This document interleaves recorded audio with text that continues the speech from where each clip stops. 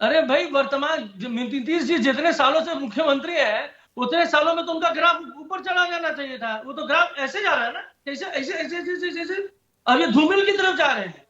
अब उनको पता है कि भाई आज जैसे अच्छा हेमंत ठीक है, सोरेन ओके, जी के साथ हुआ है, ऑल राइट, कहीं मेरे साथ ना हो जाए, ओके, कहीं मेरी पार्टी हाईजैक ना कर ले भाजपा। जिस ओके, तरीके से ओके, उनके नेता जो राज्यसभा नेता थे चले गए भाजपा में, झंडा उठा लिया भाजपा ठीक है, का। ओके। अनुराग अब उनको भदौरिया, लग गया था अनुराग भदौरिया, बोलिए, अनुराग बोलिए, क्या कहना चाह रहे थे? दे, देखिए, मैंने आपसे बोला कि नीतीश जी भारतीय जनता पार्टी में चले गए, लेकिन हमारे साथी राजीव रंजन जी को आप तकलीफ देते हो, बेचारे बोल भी नहीं पाते कि बीजेपी की कितनी सीटें आएंगी, क्योंकि दिल अभी भी उनका इधर ही है।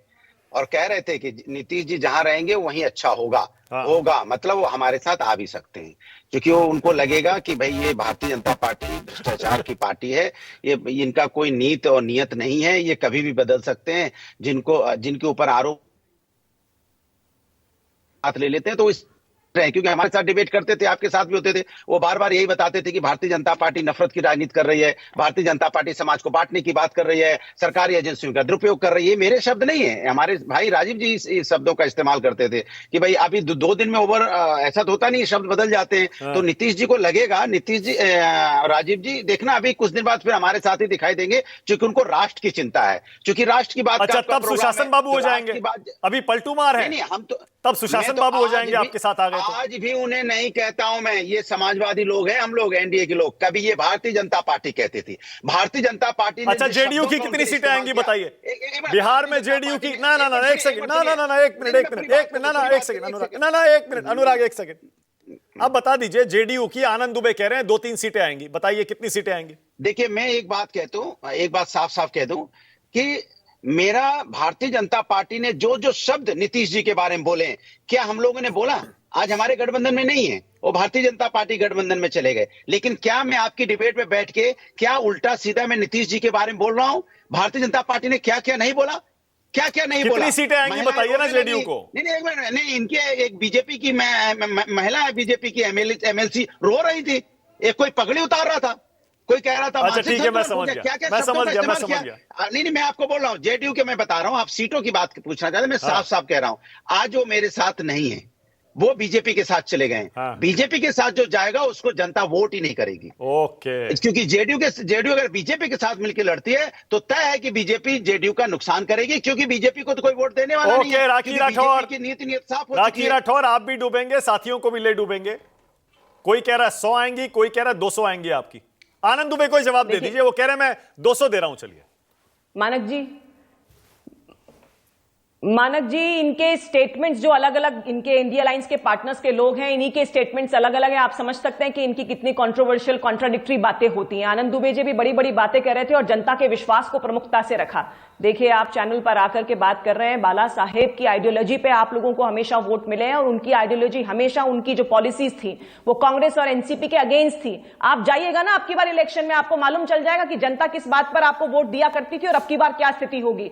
उद्धव ठाकरे जी वो थे जिन्होंने राम मंदिर का जब हुआ काम, तब कहा कि बहुत दंगे हो जाएंगे अगर वहां पे मंदिर का कोई भी काम किया गया। तो ऐसी स्थिति, जैसी आइडियोलॉजी जो आपने कॉम्प्रोमाइज किया, आप अपनी चिंता कीजिए, जेडीयू की चिंता करने की जरूरत नहीं, क्योंकि आइडियोलॉजी पे आपने लगातार जो है वो कॉम्प्रोमाइज किया। अभी बांटने की बात लगातार कर रहे थे अनुराग जी, आपने डीके सुरेश जी के स्टेटमेंट की बात नहीं करी। आपकी ही अलायंस के लोग हैं, पार्टी के लोग हैं, जिन्होंने ये कहा कि साउथ इंडिया और नॉर्थ इंडिया में बांटने की बात करते हैं, उस पर कोई स्टेटमेंट नहीं आएगा, और लगातार आप चैनल पर आकर बांटने की बात करते हैं। देखिए, आप लोगों का पूरा जो इंडिया अलायंस था वो पूरी तरह से जनता के बीच में एक्सपोज हो चुका है, और आप देख लीजिएगा, एक राष्ट्रीय पार्टी के रूप में कांग्रेस तो बाकी क्षेत्रीय पार्टियों के सामने हाथ फैला रही है।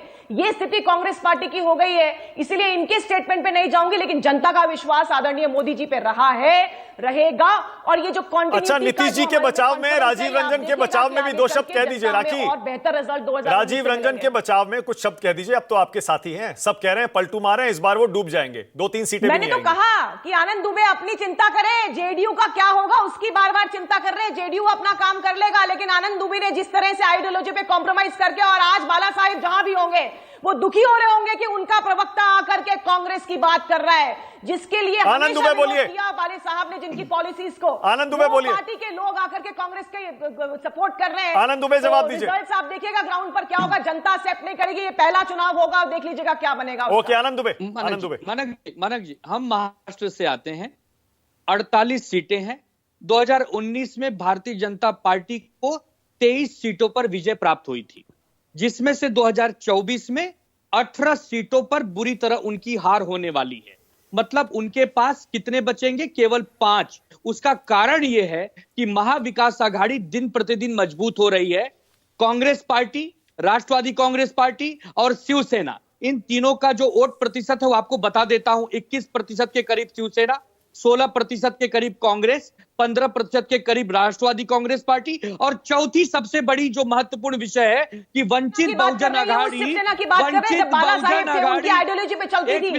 एक मिनट, वंचित बहुजन आघाड़ी भी हमारे साथ आ रही है। इसका मतलब प्रकाश अंबेडकर जी ने बता दी है बात, अभी तक सीट शेयरिंग महाराष्ट्र में भी नहीं हुई। आनंद दुबे जी इससे बड़ी बड़ी बातें ना करें, ग्राउंड लेवल पर क्या स्थिति है हमें मालूम है। आपकी जो आइडियोलॉजी, ओके, ऑलराइट, ना एक सेकंड, सबको स्क्रीन पर रखिए, सबको स्क्रीन पर रखिए। एक सेकंड, 1 मिनट, आनंद दुबे, आनंद दुबे, 1 मिनट, आनंद दुबे, 1 सेकंड, सबको स्क्रीन पर रखिए। 1 मिनट, आनंद दुबे, आप जो कह रहे हैं ना कि जेडीयू की इस बार बुरा हाल होगा, 2-3 सीटें आ जाएंगी, वैसे सही मायनों में अग्नि परीक्षा आनंद दुबे इस बार उद्धव ठाकरे की पार्टी की भी है, क्योंकि पहली बार ऐसा होगा जब वो जनता की अदालत में जाएंगे और बीजेपी के साथ नहीं जाएंगे, बीजेपी की धुर विरोधी कांग्रेस के साथ जाएंगे। तो अग्नि परीक्षा इस बार उद्धव ठाकरे की, आपकी भी होगी। देखते हैं जनादेश क्या आता है। बहुत धन्यवाद आज राष्ट्र की बात में आने के लिए आप सबका। छोटा सा ब्रेक ले रहा हूं, देखते रहिए News 24।